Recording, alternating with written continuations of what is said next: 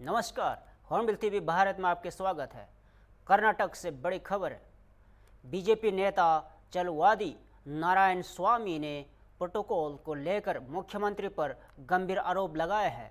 नारायण स्वामी का कहना है कि हाल ही में राज्य दौरे पर आए एक महत्वपूर्ण अंतर्राष्ट्रीय मेहमान जर्मन चांसलर का मुख्यमंत्री ने खुद स्वागत नहीं किया।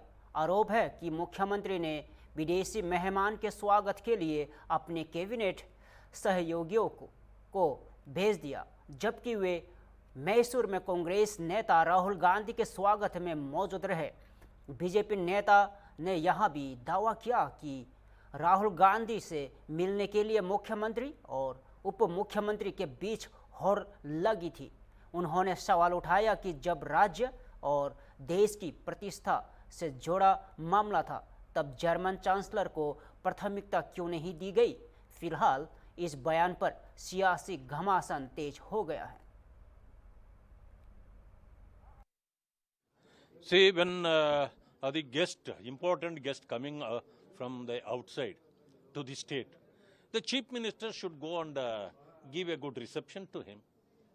But he neglected and sent some of his cabinet colleague. So it is not correct.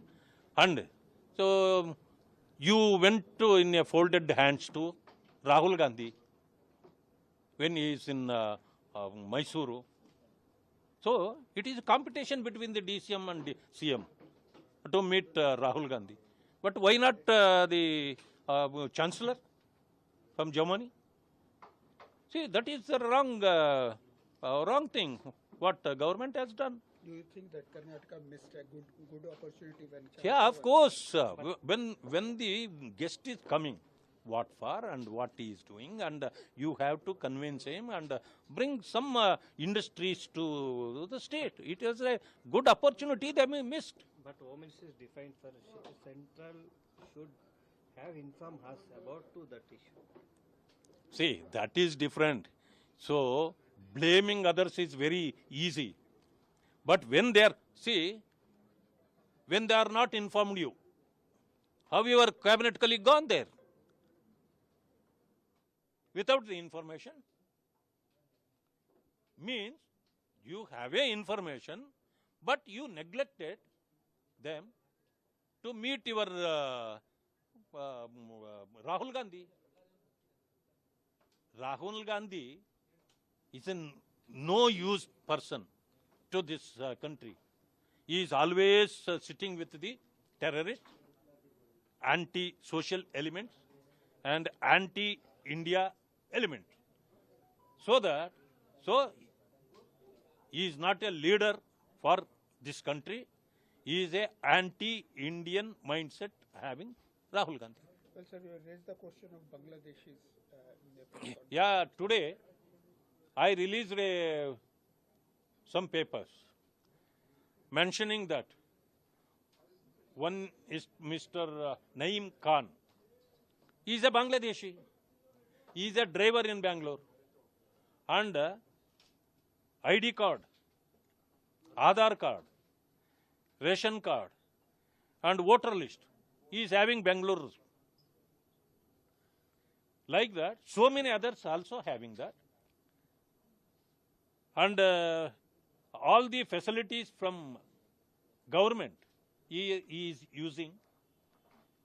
At the same time, when asked, he was telling that I am an Indian. Our leaders went in search of the documents in his house. All Bangladeshi identity, driving license, everything we caught there. Like that, some 15 to 16 lakh people is there in Bangalore in the name of Assam, in the name of Bihar, in the name of West Bengal and the north side. Because their accent of Hindi is the same, so that nobody will find. You go to any hotel in Karnataka, even a remote hotel in Taluka headquarter, go there.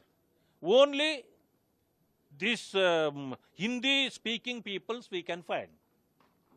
You deeply check with them. They are not Indians, they are outsiders. So that this government is totally patronizing them. They are supporting them. They are giving all the facilities to them instead of chasing them out. So what you want, that you demand something from the government? Yeah, before the GBA elections, Taluka Panchayat or Jilla Panchayat and Gram Panchayat, SIR should be taken place immediately. So remove all these extra voters from the list. Then only free and fair elections will get over. So we can find a good solution to that. So Today we have made there a is a decision, special cabinet, cabinet. 2 days special session regarding the Manrega. So I welcome their decision because we wanted to discuss in length, and till the date, in the name of Narega, they were looting, and totally malpractices have been done. So in the name of the card holders, the machineries were working, and no single person have got the money from the this scheme. There was a heavy looting in this case. Now, what the bill we brought now? So we raised the 100 days to 125 days, and 340 rupees were getting. Now 370 rupees we are giving, and the money, whoever do the work, job, they will get the money directly because we are putting that amount in the accounts so that they only can access to their account, not anybody else. You said you welcome it. So you find this 2-day session an opportunity to make. Of people course, Karnataka I understand what exactly. even before 2-3 days before, I told it is a God-given opportunity to opposition to hammer them properly, because we can bring out all their malpractices to public. Maharashtra की राजनीति से बड़ी खबर सामने आई है।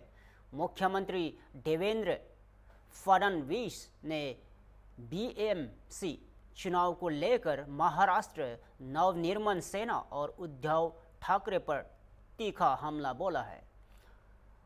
फडणवीस ने आरोप लगाया है कि एमएनएस और उद्धव ठाकरे जानबूझकर मराठी बनाम गैर मराठी की राजनीति को हवा देने की कोशिश कर रहे हैं।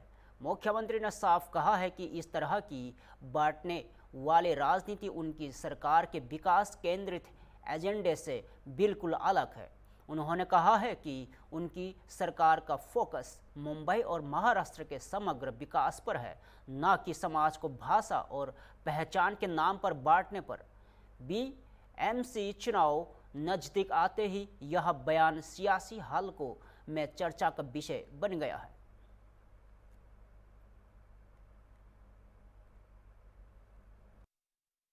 है और मराठी मानुस का मुद्दा एमएनएस शिवसेना उठा की तरफ से है, तो कितना फर्क, कौन सा मुद्दा डालेगा आपके हिसाब से इन चुनाव में, कल जब लोग वोट डालने जाएंगे? देखिए, हमने हिंदुत्व के मुद्दे पर चुनाव नहीं लड़ा, हमने विकास के मुद्दे पर चुनाव लड़ा।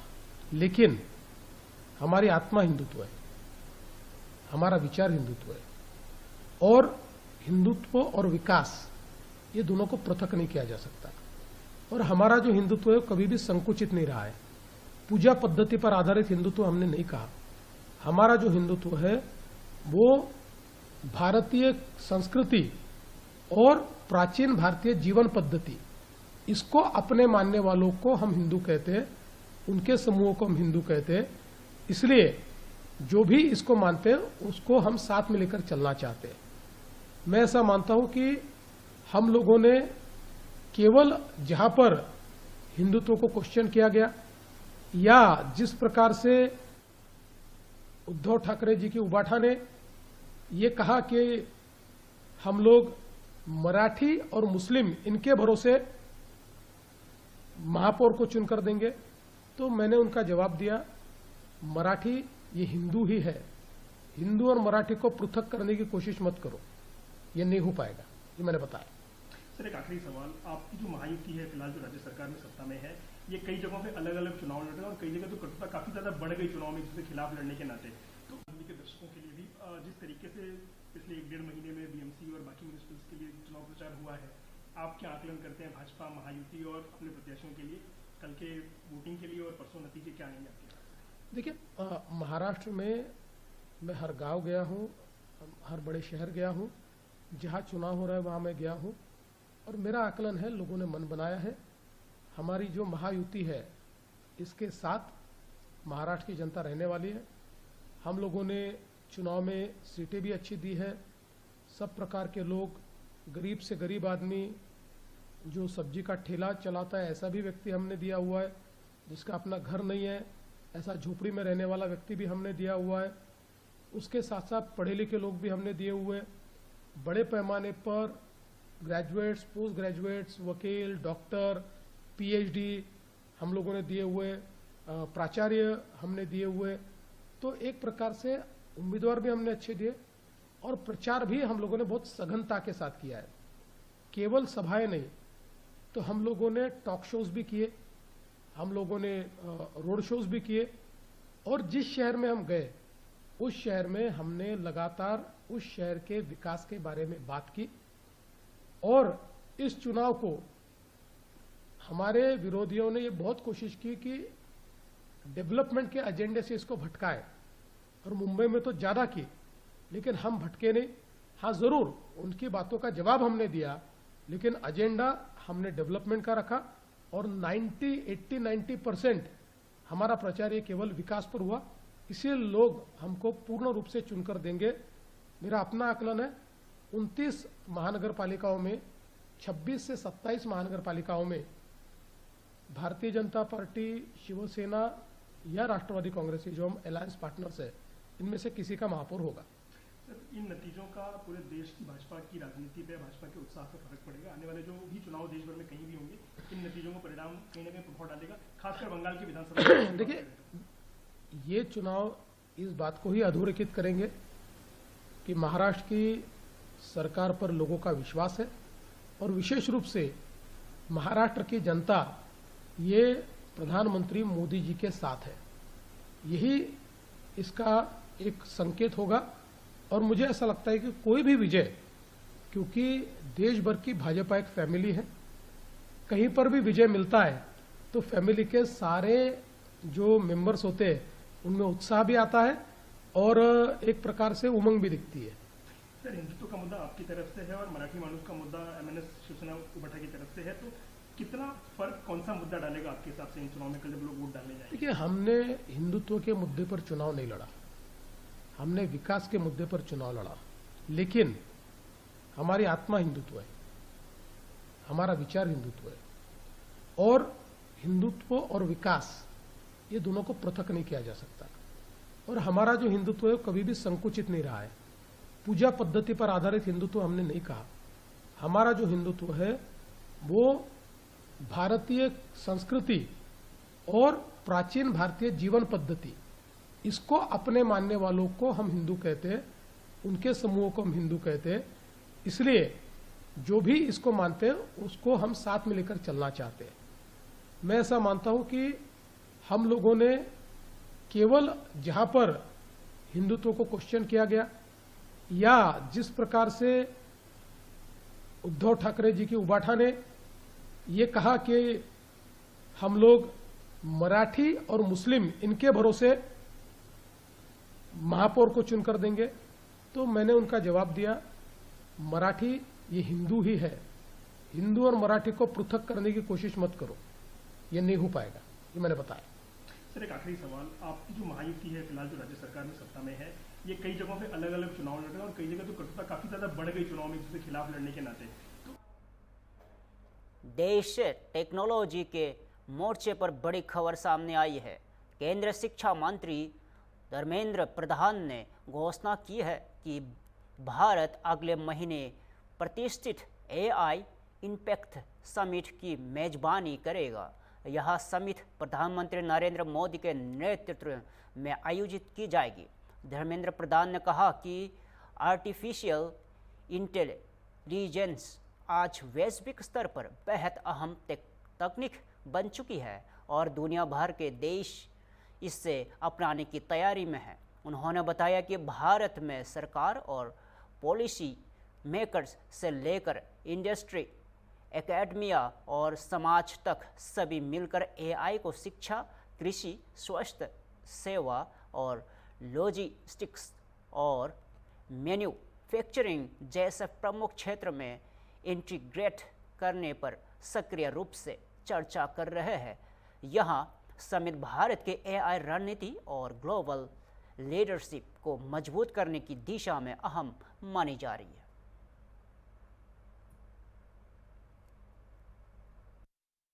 Occasion of Pongal, I am here in IIT Madras with a purpose. Friends, next month, the prestigious AI Impact Summit will be organized in India in the leadership of Honorable Prime Minister Shri Narendra Modi. India is preparing itself for the cutting-edge technology adoption in the digital sphere. India is already in the leadership position. We have UPI kind digital public infrastructure. In the digital transaction, India is leading in comparison to all parts of the globe. Taking forward that momentum, India is organizing AI Impact Summit. Now, entire country is preparing itself, being an innovators country, being a futuristic country. The entire ecosystem, all the cohort of society, all the important stakeholders of government and society, all are engaged, all are deliberating, discussing and making strategy how to implement the disruptive technology AI in our ecosystem, whether it is education, whether it is agriculture, whether it is healthcare, whether it is logistics, whether it is manufacturing. In all the aspects, Indian academia. Today I am speaking from IIT Madras. IIT Madras is in charge of, last year Government of India gave us a Center of Excellence for AI in Education, and we decided to park that Center of Excellence in IIT Madras as a hub. Now I am here today to have a review. What is the progress of Center of Excellence of AI for Education on the sideline of AI Impact Summit? Friends, I can see a bright future of Indian students, Indian teachers, Indian parents, Indian institute builders.